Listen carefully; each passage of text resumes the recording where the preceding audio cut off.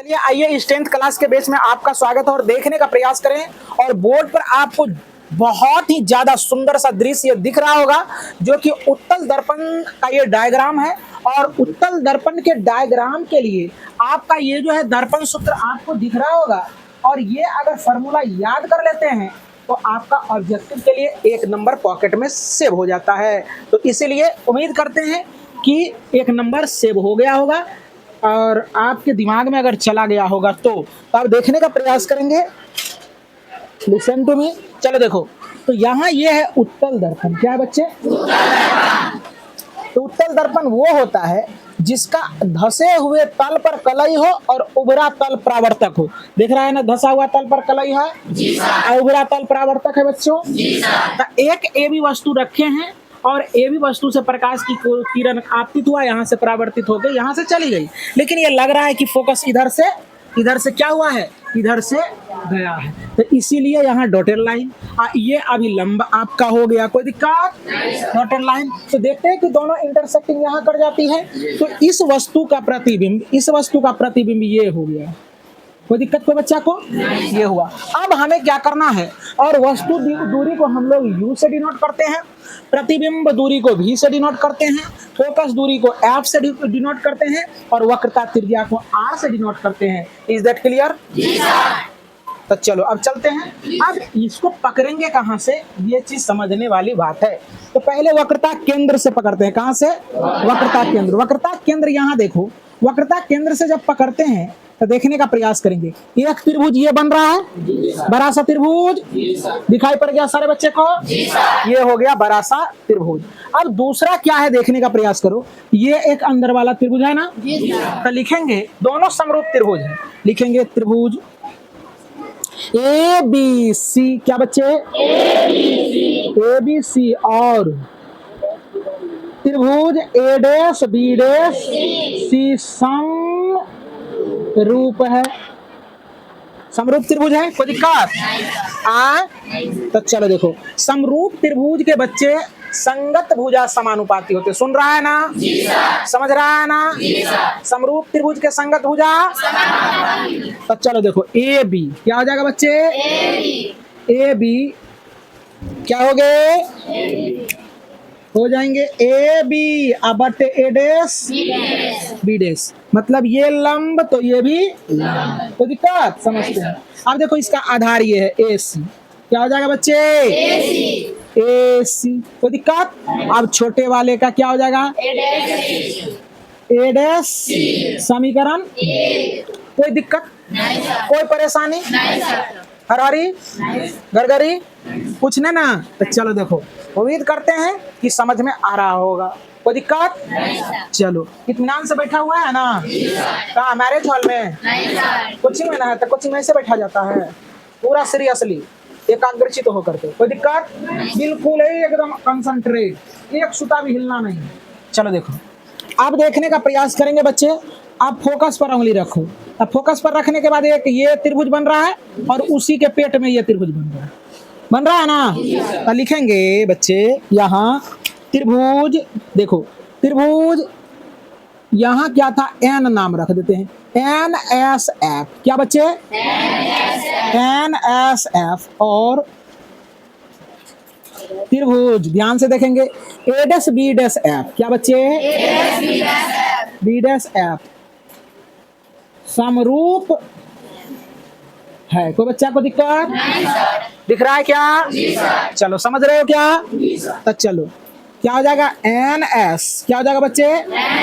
बटे ए। इसका लंब लिए तो इसका भी लंब लेंगे।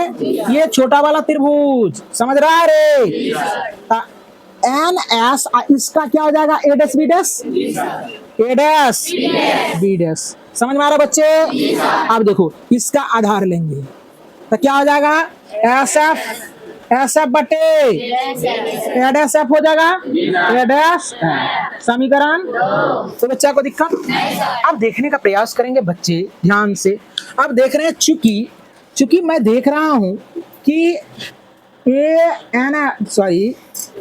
ए सी ए सी समानांतर है, ए सी समानांतर है किसके, बी एन के।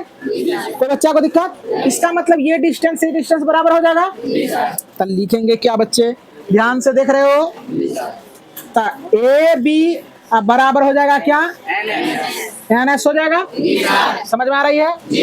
चलो अब देखो जरा सा, यदि हम कहते हैं कि यदि बिंदु एन बिंदु एन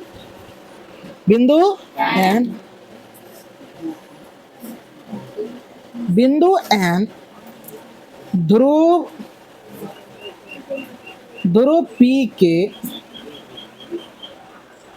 निकट हो तो ये दोनों ओवरलैप कर जाएगा, इसी बिंदु पर आ जाएगा। इसका मतलब है कि पी एफ बराबर एस एफ हो जाएगा। होगा या नहीं होगा, पी एफ बराबर एस एफ, मतलब ये दोनों बिंदु एक ही जगह चलाएगा।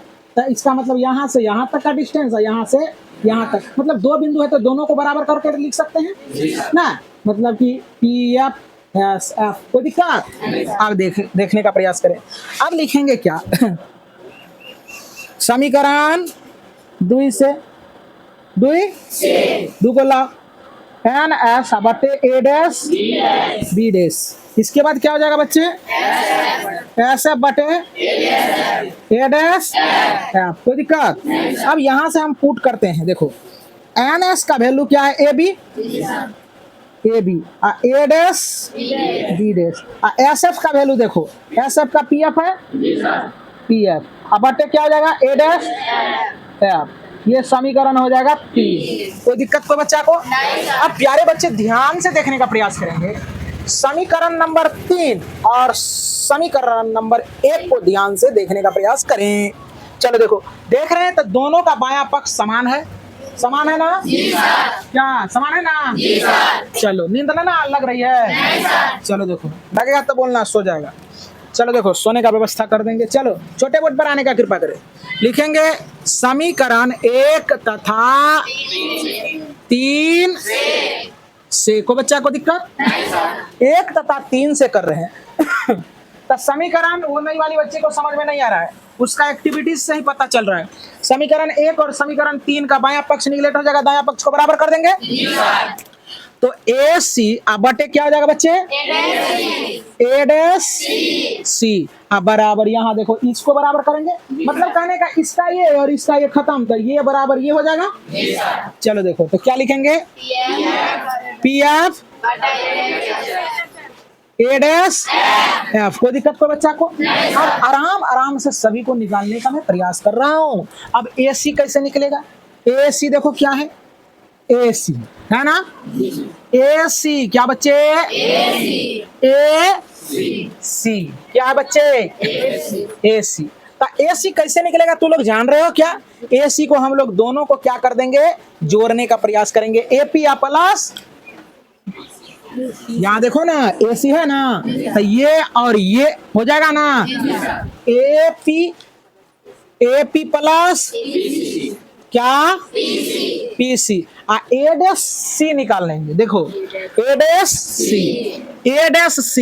सी तो कुछ नहीं है, तो यहाँ पी सी में से हम लोग क्या करेंगे, पी एफ घटा देंगे ना। समझ में आया, क्या निकालना है हमें, ए सी, क्या निकालना है, ए सी, क्या निकाला बच्चे, ए डैश सी निकालना है, क्या निकालना है, ए डैश सी।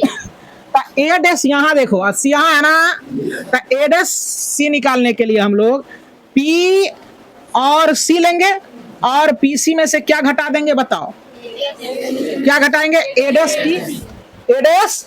पी, तो क्या हो जाएगा बच्चे, पी सी माइनस ए डैश सी हो जाएगा, ए डैश पी होगा, गलत लिखा रहे हो, ए डैश पी। अब देखो पी एफ तो फोकस दूरी है, इसको छोड़ देंगे, इसको छोड़ देंगे। अब निकालेंगे ए डैश एफ, क्या निकालना है, जग के रहो क्लास में, ए डैश एफ इतना ही निकालना है। तो हम क्या करेंगे, पी एफ में से क्या, पी ए डैश पी घटा देंगे निकल जाएगा ना, तो क्या हो जाएगा पी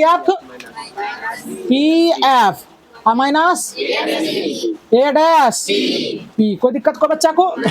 अब उचित चिन्ह के साथ, उचित चिन्ह के मान रख देंगे सबका, लिखेंगे उचित चिन्ह के साथ, उचित चिन्ह के साथ। अब एपी देखो क्या है बच्चे, एपी एपी एपी देखो यू है, तो इधर है तो माइनस में होगा, तो माइनस यू। अब प्लस पीसी देखो क्या है, पीसी देखो पीसी क्या है 2f है, इधर है तो प्लस होगा, तो यहाँ हो जाएगा क्या बच्चे 2f। अब बट पीसी, पीसी भी 2f है, अब माइनस ए डैश पी, देखो ए डैश पी क्या है भी है ना, तो इधरे है मूल ध्रुव से इधर है तो प्लस में होगा ना, तो क्या हो जाएगा बच्चे भी बराबर पी एफ।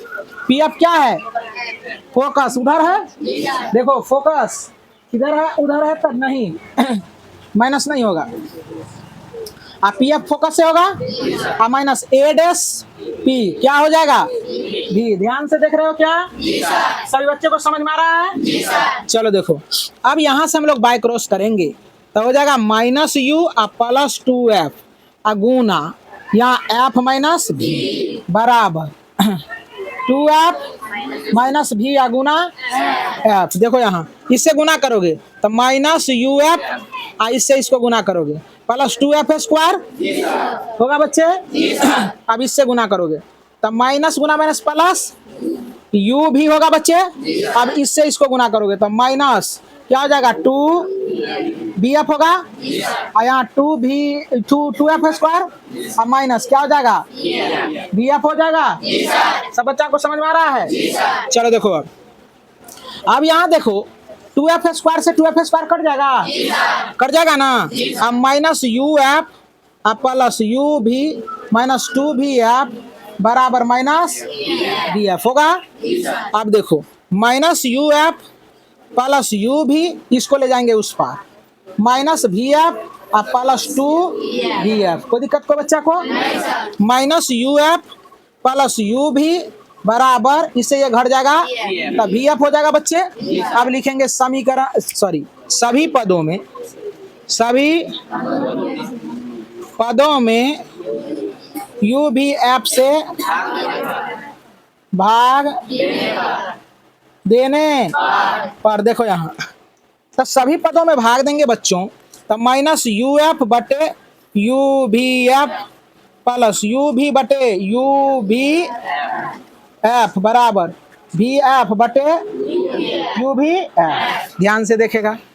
अब देखो यू एफ से यू एफ कट जाएगा और यू भी से यू भी कट जाएगा और भी एफ से भी एफ कट जाएगा। बचेगा यहाँ क्या क्या माइनस 1 बटे भी प्लस 1 बटे एफ बराबर 1 बटे यू। अब देखो जरा ध्यान से देख रहा है इधर 1 बटे एफ बराबर ई चला जाएगा उधर 1 बटे यू प्लस 1 बटे भी। तो इसीलिए लिखेंगे 1 बटे भी, इसको पहले लिख देते इसको बाद में, तो 1 बटे यू बराबर 1 बटे एफ। यही था। उम्मीद करते हैं सारे बच्चे को बेहतरीन ढंग से यह सवाल समझ में आ गया होगा और आप क्या करेंगे अपने कॉपी में राइट डाउन करेंगे और इसको बार बार रिवाइज कर लेंगे तो आपका हो जाएगा ये अपना।